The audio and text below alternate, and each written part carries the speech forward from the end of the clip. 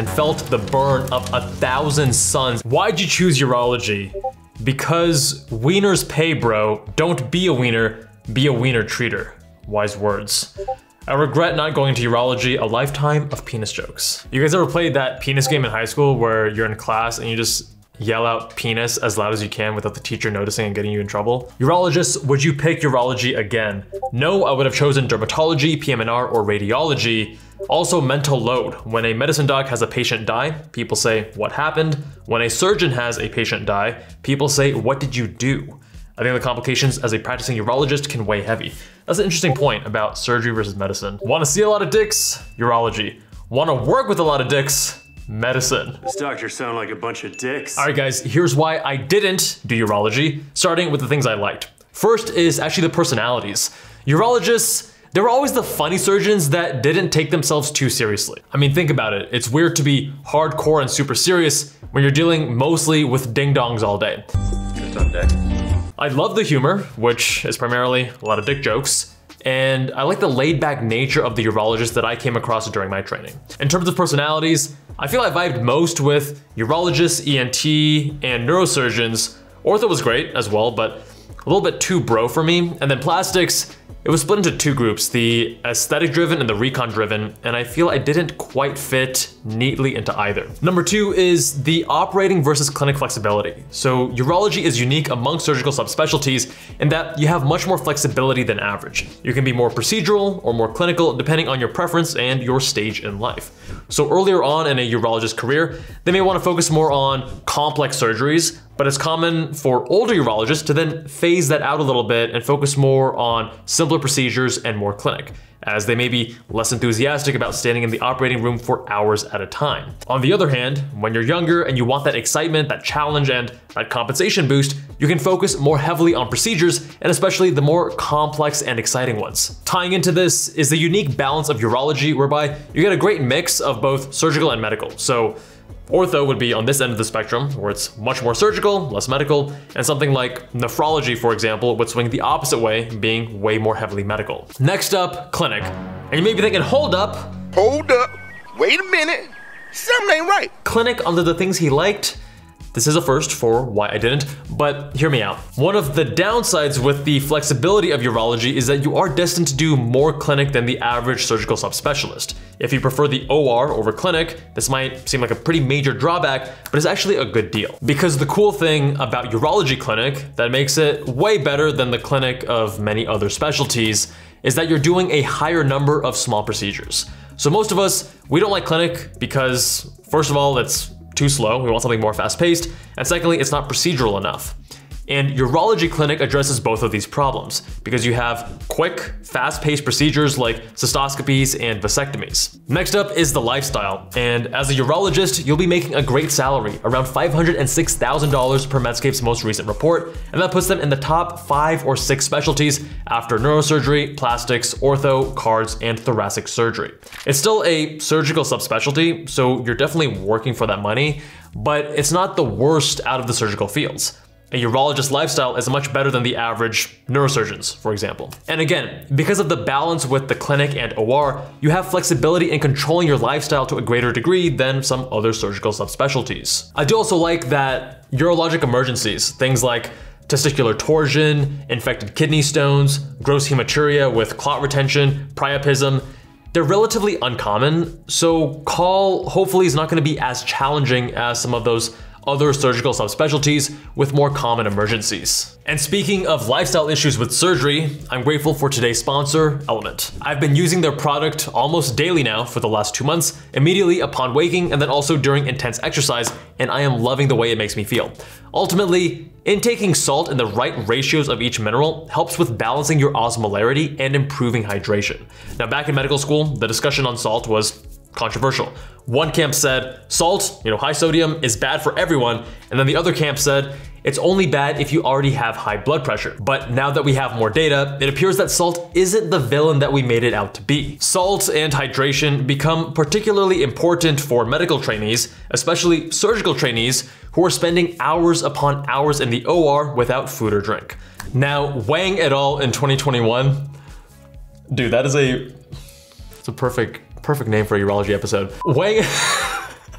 Fucking Christ. Now, weighing it all in 2021, they found that 91% of surgical residents reported dehydration symptoms such as headache, constipation, and orthostatic hypotension when in the OR. Now, orthostatic hypotension is when you stand up and you experience reduced blood pressure and that lightheadedness, like you're gonna pass out. And 71% of these residents believed that dehydration frequently impacted their performance. And there's research to back this. Even mild dehydration, we're talking about 1 or 2% loss of body water, can affect cognition and performance, and water is only half of proper hydration. You also lose electrolytes, mainly sodium, through sweat, respiration, and of course urination, and your optimal cognitive performance requires you to replenish them. In the OR, and in medicine as a whole, we have small margins of error, and staying on top of your hydration and therefore performance is important. To get these benefits, you could add half a teaspoon of salt to about 16 to 32 ounces of water, but it's obviously not as convenient, and it tastes pretty terrible, as I experienced when trying Andrew Huberman's morning routine.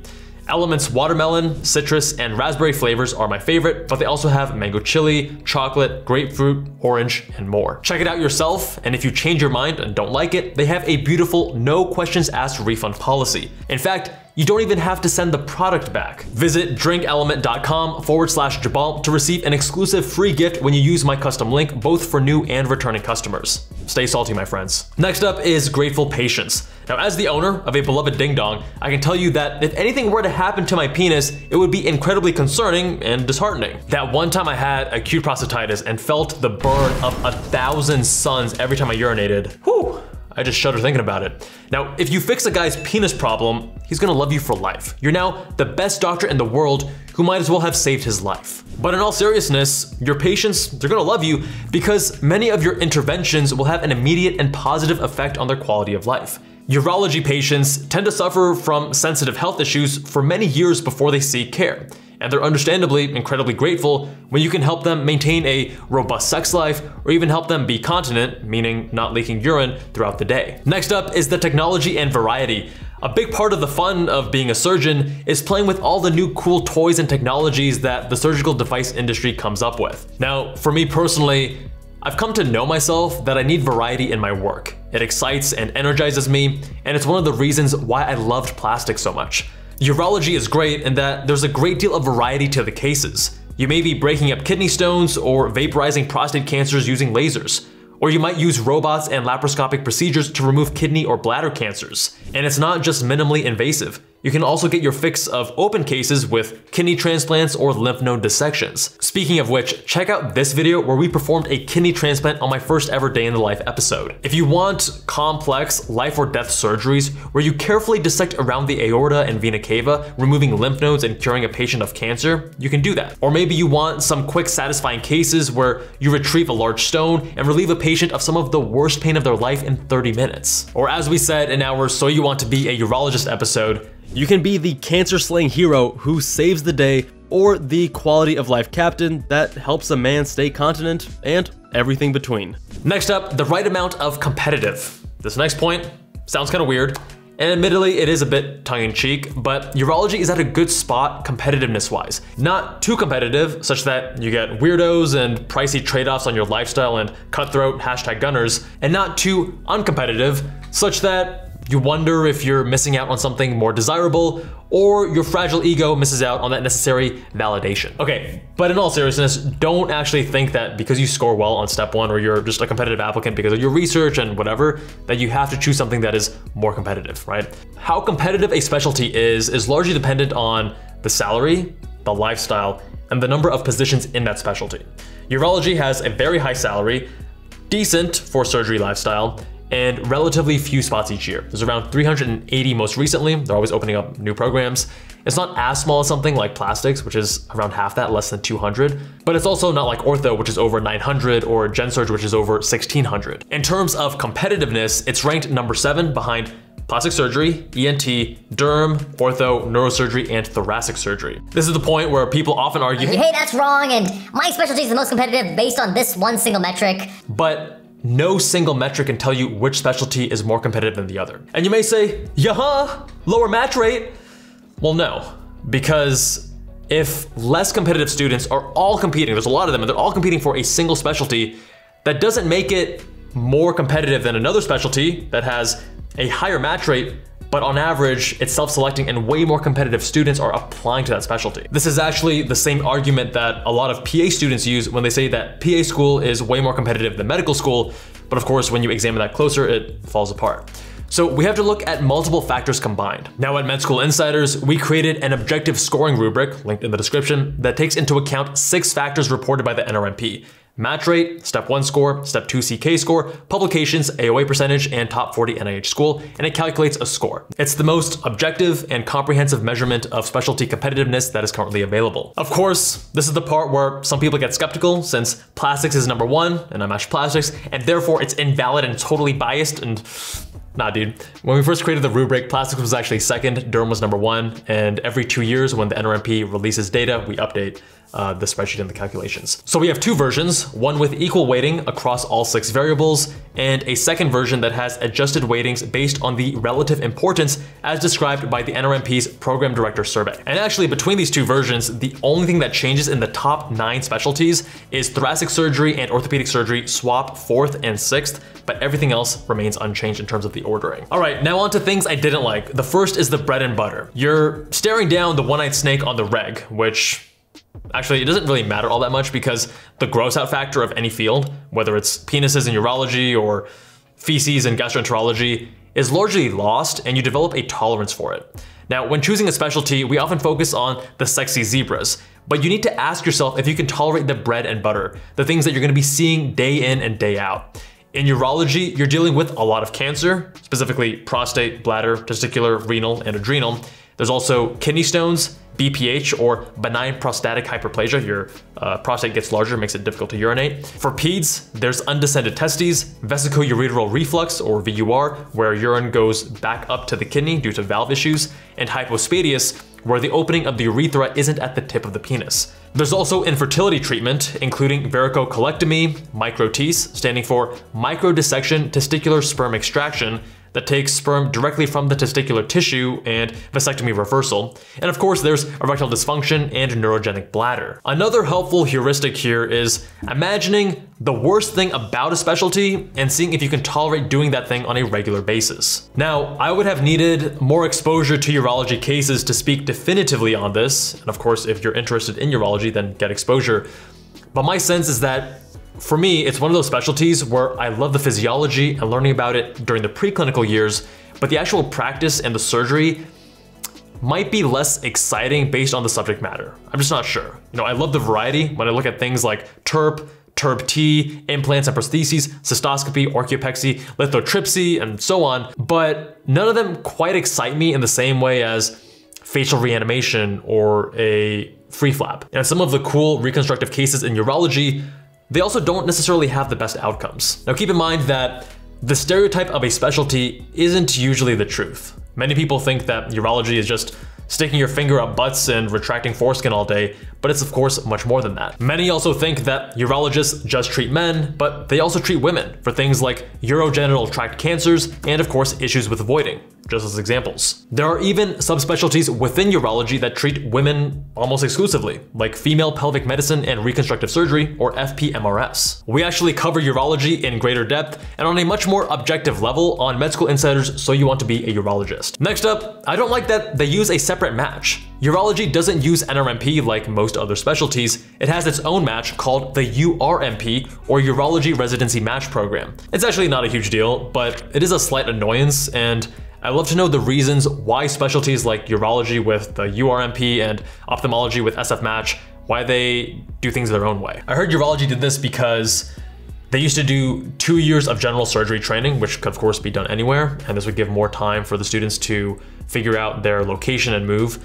But now it's categorical, so maybe it's a remnant. If you guys know, let me know with a comment below. But at least with urology, you matched before everyone else in January, so you have a little bit of extra time to enjoy that MS4. And lastly, lifestyle. Now, while the lifestyle definitely has its perks, it also has some significant downsides. Some think that urology is a more chill surgical subspecialty, but Training is still a surgical residency, and you're gonna have to pay the price for that. And even after residency, it's still a surgical specialty with a surgical lifestyle. I think when people mention it's more chill, they mean that on average, it's not as malignant as some other surgical subspecialties. You know, the people in it aren't so miserable, and they're not as intent on making your life suck as well. The old adage of only do surgery if you love the OR and can't see yourself doing anything else definitely holds true. Most attendings are operating, and of course they do some form of call. And it's not gonna be as terrible as the call you had during residency, but you're doing something like 1 in 4 or 1 in 5. And for those who haven't done it, being on call, it's fun the first few times you do it,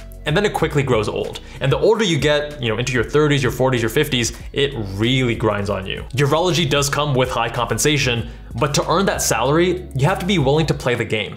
And the game requires many hours of you. You may say, hold on, I'm just gonna work a little bit less, I'll make a little bit less, still great money, I'll be totally fine. But it's easier said than done, right? You have pressure at work. You also can say no now, but when you're older, it's a lot harder to say no to an extra 100K just by working a little bit harder. Now sure, some people, they can say no, I got some hard boundaries on my time, but most of us, including myself, would likely play some mental gymnastics to justify it. And finally, should you choose urology? So, if you want to be primarily surgical with optionality to fall back on a more clinic-heavy practice as you get older with a good work-life balance and cutting-edge new technology with the perk of making dick jokes every day, then yeah, urology, probably a good fit. And honestly, in preparing for this video, I feel like I would have really liked it actually. The one big question mark was how much I would enjoy the bread and butter and the day-to-day, which I can't comment on definitively because I never had the proper exposure. There aren't that many downsides to the field, as long as you're set on a surgical subspecialty and you know what sacrifices you have to make with that. A wise surgeon once told me, surgery is like sex. Sure, watching it is fine, but doing it is way better. And if you're willing to make that sacrifice, urology is a pretty solid choice. Medical school moves fast and there isn't much time for experimentation and exploration, so I prioritized plastics, ortho, and neurosurgery over urology, and I never had the proper urology exposure. Who knows, if I did, I might have loved it. Overall, if you want to work with your hands, you enjoy the pathophysiology of medicine, you like building long-lasting relationships, love the operating room, and are prone to making dick jokes, then urology is probably gonna be a good fit. I enjoy making these Why I Didn't videos a lot, and it seems like you guys enjoy them as well. So let me know what specialty you want me to cover next with a comment down below, and whatever is most popular is gonna get priority.